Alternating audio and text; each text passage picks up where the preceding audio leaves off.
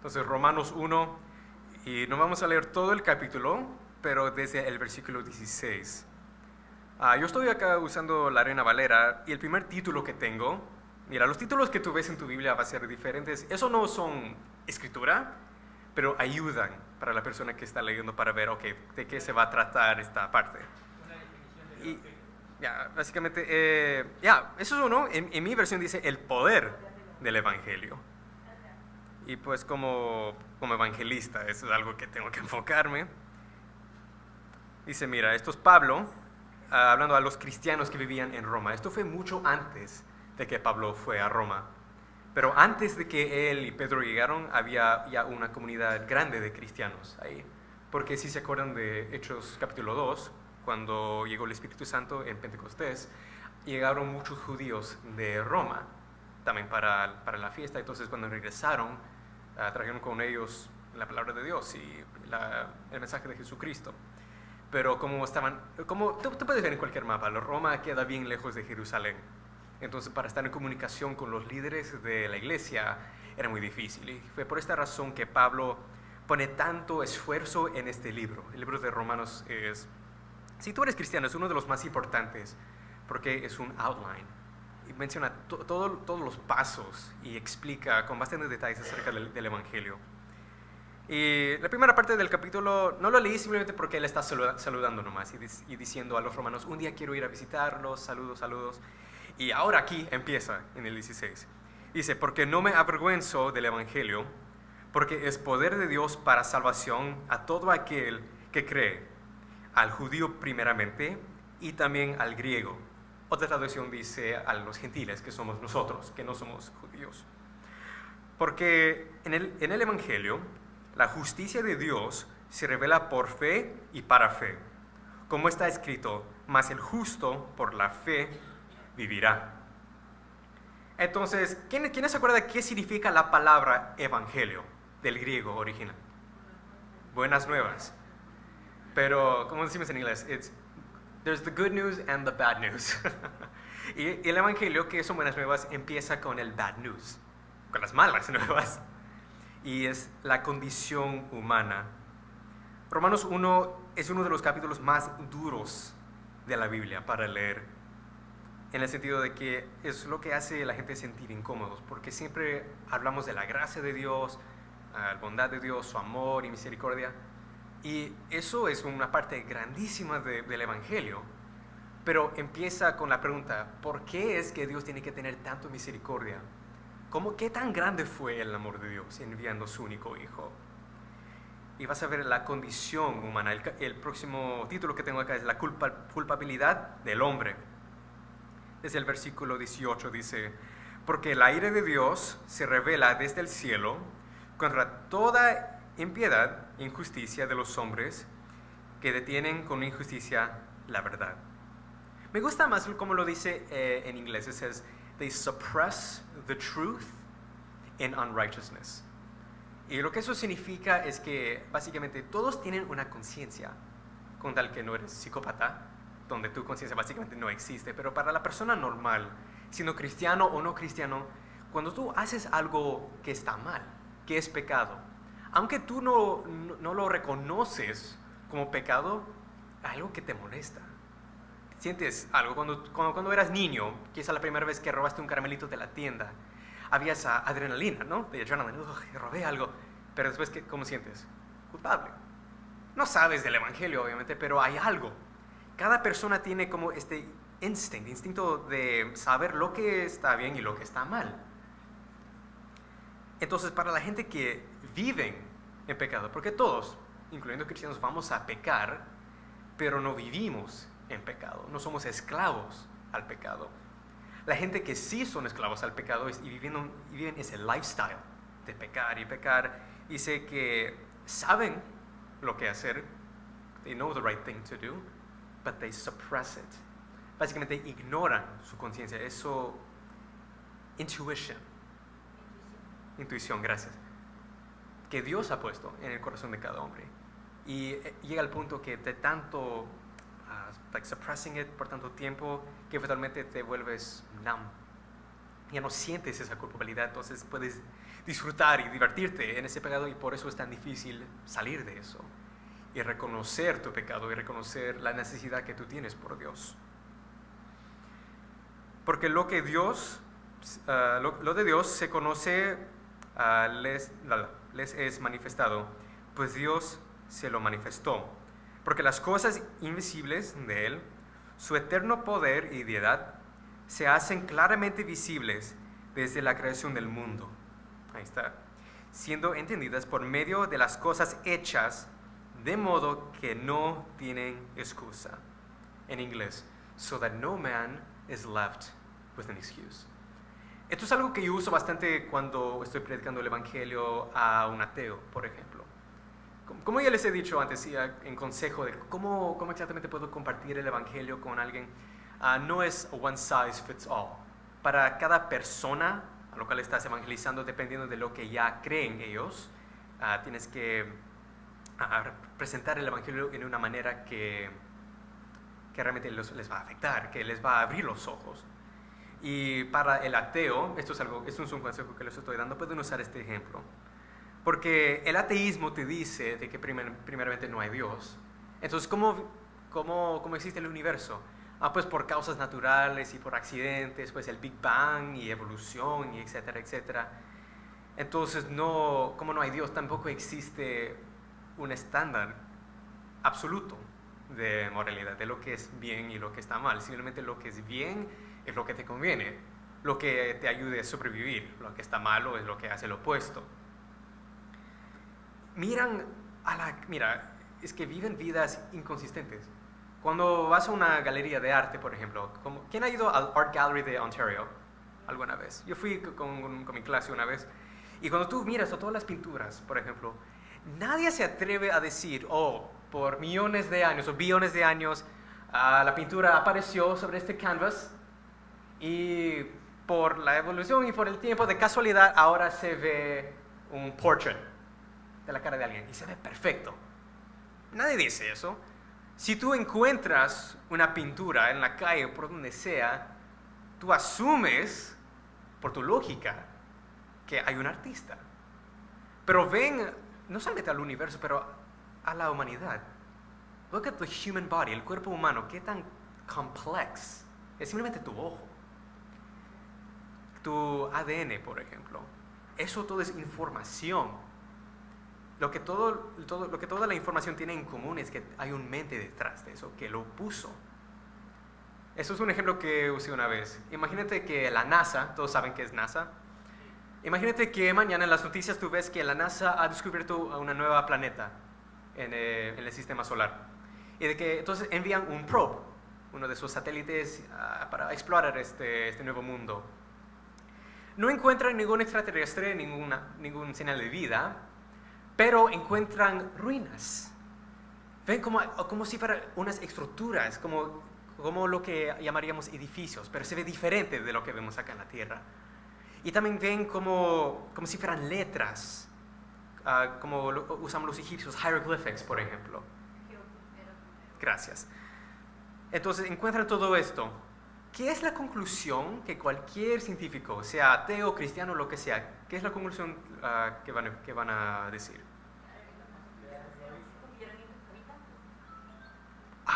Esto es evidencia de que hay extraterrestres.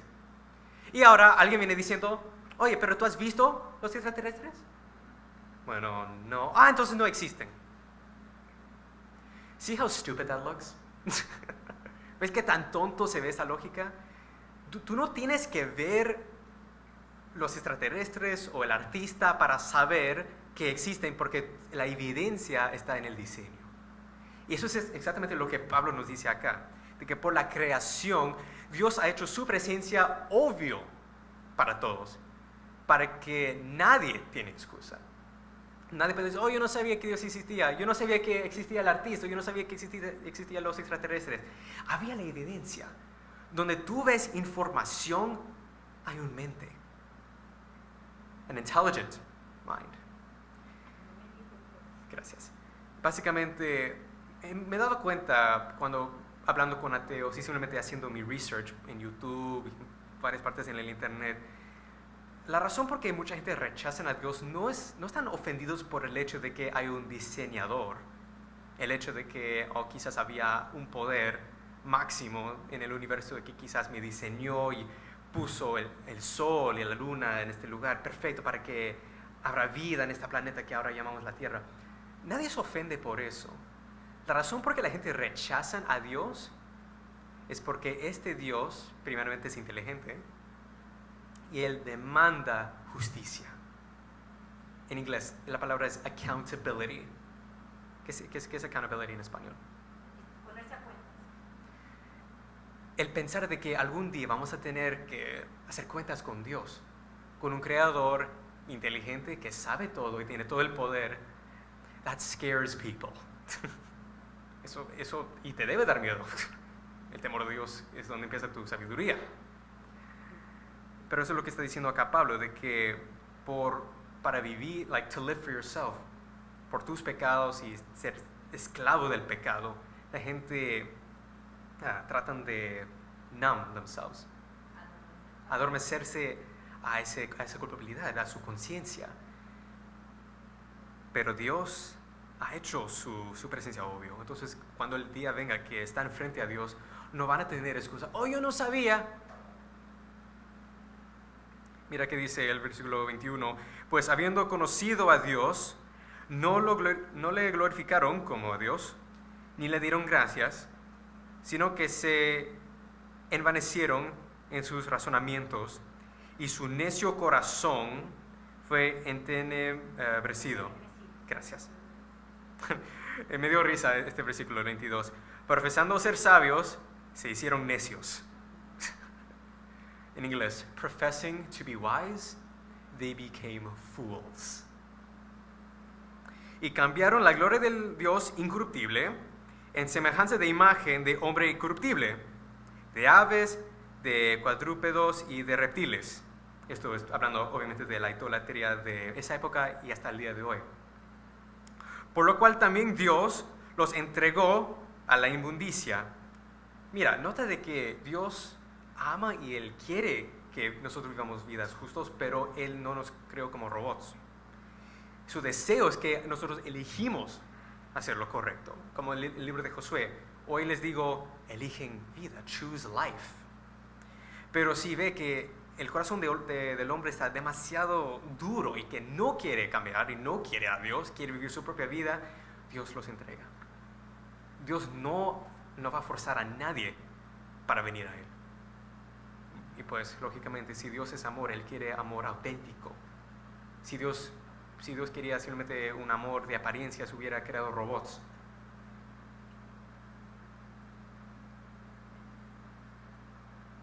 Por lo cual también Dios los entregó a la inmundicia en las concupiscencias de sus corazones, de modo que deshonraron entre sí sus propios cuerpos. Esta fue la parte que también me llamó la atención, de que la humanidad que está en rebeldía contra Dios se piensa, esto es por mi propio bien. Si yo puedo ser Dios, yo puedo controlar lo que pasa en mi vida. Pero te das cuenta de que cuando el hombre o la mujer, cuando la humanidad se aparta de Dios, no solamente el creador, pero también tu propósito de vivir. Como nos dice Colosenses, que fuimos diseñados por Dios, like we are designed by God and for Him. Nuestro propósito de la vida es estar en relación con Dios. Entonces, cuando una persona está en rebeldía contra Dios, realmente estás haciendo daño a ti mismo. 25. Ya que cambiaron la verdad de Dios por la mentira, honrando y dando culto a las criaturas antes que al Creador, el cual es bendito por los siglos. Amén. Por esto Dios los entregó a pasiones vergonzosas, pues aún sus mujeres cambiaron el uso natural por el que es contra naturaleza. Y de igual modo también los hombres, dejando el uso natural de la mujer, se encendieron en su lascivia unos con otros, cometiendo hechos vergonzosos, hombres con hombres, y recibiendo en sí mismos la retribución debida a su extravío. ¿Lo dije bien? Sí, Gracias. Y como ellos no aprobaron tener en cuenta a Dios, Dios los entregó a una mente reprobada para hacer cosas que no convienen, estando atestados de toda injusticia, fornicación, perversidad, avaricia, maldad, llenos de envidia, homicidios, contiendas, engaños y malignidades. Gracias. Entonces, ahora Pablo está básicamente haciendo una lista. La persona que ignora su conciencia, ignora eso lo que Dios ha puesto en su corazón para hacerlo bien, se ha hecho esclavo al pecado y se daña a sí mismo, y esto es el fruto que produce esto. Esto es toda la lista. La reflexión del corazón humano cuando está bajo esa naturaleza de pecado. Murmuradores, esto es el versículo 30. Detractores, aborrecedores de Dios, eso es realmente, that's the root. Odias a Dios. Injuriosos, soberbios, altivos, inventores de males, desobedientes a los padres, necios, desleales, sin afecto natural, implacables, sin misericordia. Eso es grande. Quienes, habiendo entendido el juicio de Dios, que los que practican tales cosas son dignos de muerte, no solo las hacen, sino que también se complacen con los que los practican. Bueno, esto fue la gente de antes, de la época de Pablo. No, that's today. La última parte me hizo sentir bien incómodo, que no solamente haces mal, pero tú das el good job a otras personas que también lo hacen. Eso es lo que tú ves ahora en nuestro gobierno, no solamente acá en Canadá, pero también en los Estados Unidos. El aborto, por ejemplo. Women's rights, gritan. Oye, ¿y el derecho del bebé? Cualquier cosa, esto te das cuenta de la naturaleza humana. Cualquier cosa que está en contra de Dios, la gente la hace en barra. Porque es una venganza. Y toda la raíz es en lo que decía acá. Aborrecedores de Dios. La persona que es un esclavo al pecado odia a Dios. No porque se ofende por el hecho de que Dios lo creó, pero por el hecho de que este Dios algún día les va a pedir cuentas. Entonces, eso no te deja vivir la vida como tú quieras.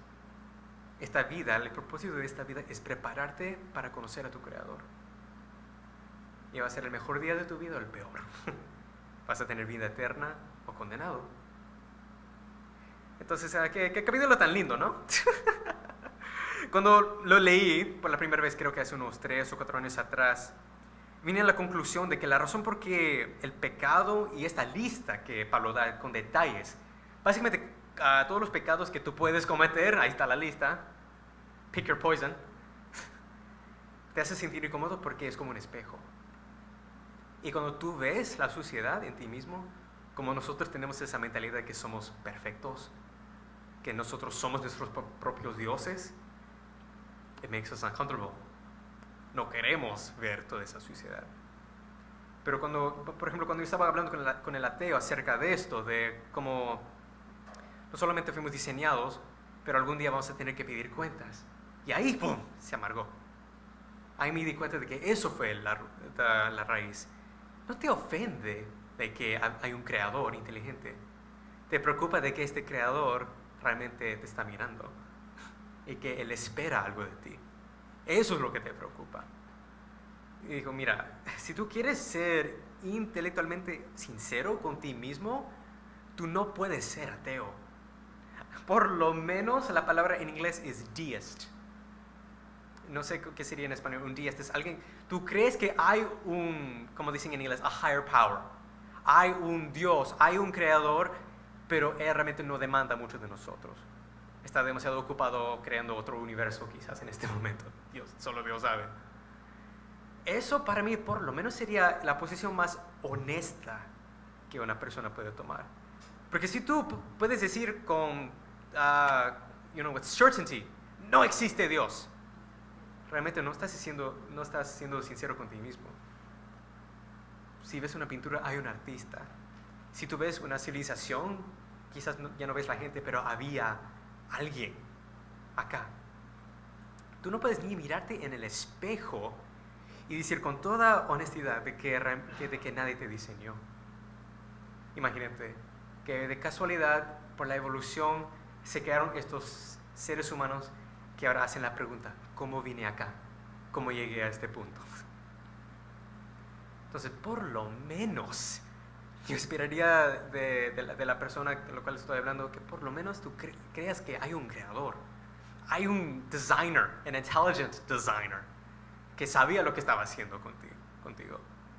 Entonces, ok, entonces ahora ya, que hay un creador. En un debate en Facebook yo estaba hablando con una atea y me dijo, que sí, yo puedo admitir que quizás hay algún diseñador, quizás un ser extraterrestre, mejor que nada. Pero me dijo, pero ¿cómo puedes tener tanto certainty, ayúdame, certeza de que tu Dios, la versión de Dios en la cual tú crees, es el correcto? Bueno, primeramente, antes de hablar de Jesús, tengo que hablar primeramente de la santidad de Dios. Y mira, aunque tú siendo ateo o agnóstico o deísta o lo que sea, tú vives tu vida, aunque te des cuenta o no, tú vives tu vida como si existiera un Dios que sí va a pedir cuentas. ¿Por qué sientes culpable? La ciencia solo no puede explicar un estándar absoluto, el bien y el mal. Mira, si fuese el caso de que realmente estamos acá por el Big Bang y evolución y sin ningún Dios, bien y mal no existen. La palabra en inglés es subjetivo. Básicamente, tú tienes todo el derecho de creer que algo está bien o algo está mal, pero nadie está obligado a estar de acuerdo contigo. Si tú ves a una persona matando a un bebé, por ejemplo, tú tienes el derecho de decir, oye, no hagas eso es malo. Pero esa persona está bajo ninguna obligación para estar de acuerdo contigo. Bueno, esa es tu opinión. Y sigue. En un mundo sin Dios, eso es la realidad. El ateo dice, oye, tú estás diciendo que yo no puedo ser moral, yo no puedo amar, yo no puedo tener misericordia. No, claro que tú lo puedes tener. Pero la diferencia entre tú y yo es que yo tengo una razón. Yo tengo una raíz, yo tengo una foundation, una base por lo que yo creo que es moral. Tú no. Tú tienes tu opinión y gracias a Dios que tu opinión de casualidad está de acuerdo con el mío, pero imagínate que tú vivías en un mundo donde eso no existía. Le dije, mira, imagínate que estás en un avión y se choca en una isla en el medio del Pacífico que está completamente lleno de un tribu de caníbales, por ejemplo. En un mundo de ateísmo sería bien para que ese tribu te comen. Porque me dijeron, pues el bien es lo que es, el absoluto bien es lo que le conviene a la mayoría de la gente. Y no nos conviene que nos matemos. Ok. Entonces imagínate que eres el único en una isla lleno de caníbales, donde hay como 1000. Para ellos, para la mayoría en ese lugar, sería bien entonces comerte. You didn't think of that, did you? Pero si tú crees en un Dios absoluto, que aplica una ley universal por todo el mundo, no importa si tú estás acá o en una isla en el medio del Pacífico, será mal que te comieran. That's the difference. Y mira, mucha gente, especialmente en el ateísmo, dicen, si Dios es bueno, ¿por qué esto? ¿Por qué el otro? En ese momento, ellos están en el asiento del juez. Están aplicando un estándar moral que se supone no existe. ¿Alguna vez han pensado en eso? Si tú dices, ¿por qué Dios permitió esto pasar? ¿Y por qué no? Eso es la vida, tú naces y mueres eventualmente. ¿Qué importa si mueres ahora o en un año? ¿Y qué importa cómo mueres? ¿Tú te acuerdas cómo murió alguien hace 1000 años atrás? No. Si alguien lo mató o de viejo, no sabes, no importa. No me acuerdo quién fue el philosopher que lo dijo, que si Dios no existe, everything is permissible. Todo es permitible. Nadie tiene el derecho de decir algo está mal o algo está bien. Eso es la diferencia. Y lo que hace la Biblia, lo que hace Pablo acá, es decir al mundo, sí, hay un Dios, y tú no tienes excusa para no creer en este Dios. Y este Dios es santo, y nosotros no lo somos. ¿Cómo sé yo? Porque esto es lo que hacemos todo el tiempo. Ahí está su lista. Y algún día, este Dios te va a pedir cuentas. ¿Cómo vas a sobrevivir tú, un pecador lleno de todo esto, cuando estás frente a un Dios santo y perfecto, que demanda justicia de ti? De ahí viene el cristianismo. Yo les digo, tú dices, oh, entonces ¿por qué Dios no se revela? Y le digo, Dios sí se reveló. Hace 2000 años había un hombre que se llamaba Jesús de Nazaret. Y él dijo que era Dios. Ahora, cualquier loco puede decir eso. No sé si se acuerdan, había ese puertorriqueño, creo que era Juan Luis Miranda de Jesús. No me acuerdo su nombre, pero él decía, yo soy el Jesucristo hombre. No sé si se acuerdan. Creo que mi papá mostró un video en YouTube. We all knew he was nuts. Todos sabíamos este tipo. Creo que murió unos 3 o 4 años atrás. Y todos dijeron, creo que vi mi papá que me dijo, oh, murió este Juan Luis persona, el Jesucristo hombre. Y le dije, a ver si resucita en 3 días. It's been 3 years. He's still dead. Esto es la diferencia, porque es cierto lo que me dijo esta persona. Oye, pero cualquier tipo puede decir que yo soy Dios. Yo puedo decir yo soy Dios. You're right. Tienes toda la razón. Tú puedes decir que eres Dios. Yo puedo decir, hay un tipo en Corea que dijo que era Jesús, un tipo en Rusia. No sé si han visto los documentales en YouTube. Ese tipo en Siberia que se viste como Jesús y él es la segunda venida. Hay ese anciano en Brasil también. Está lleno de cults, estas sectas. Todos se creen en Jesús. Ese australiano que supuestamente su esposa es María Magdalena. No estoy inventando esto. You can look it up on YouTube. It's crazy. Pero esa es la diferencia, que él clamó ser Dios. Y esto fue su prueba. Le dijo a los judíos, destruyen este templo y en 3 días lo voy a resucitar. Él dijo, nadie tome mi vida, yo le entrego porque yo tengo el poder para entregarlo y yo tengo el poder para levantarlo. Entonces le dije, mira, y el debate fue muy largo, yo no voy a ir en cada detalle, pero básicamente la prueba del cristianismo es en la resurrección de Jesucristo. Si él, Jesús, fue un loco, pobrecito, fue crucificado por los romanos y bueno, ya, poor guy. Como ese Juan Luis persona, no sé cómo murió, quizás creo que le dio un ataque cardíaco, no me acuerdo de qué, de un ataque cardíaco, pobrecito. O quizás era un hombre maligno, que él se dio cuenta de que en este ambiente político, como los judíos estaban bajo la esclavitud de los romanos, sabía que si él clamaba ser Dios y el Mesías, que iba a tener toda la nación detrás de él, entonces iba a conquistar a los romanos y hacerse rey. Entonces más le vale de que fue crucificado.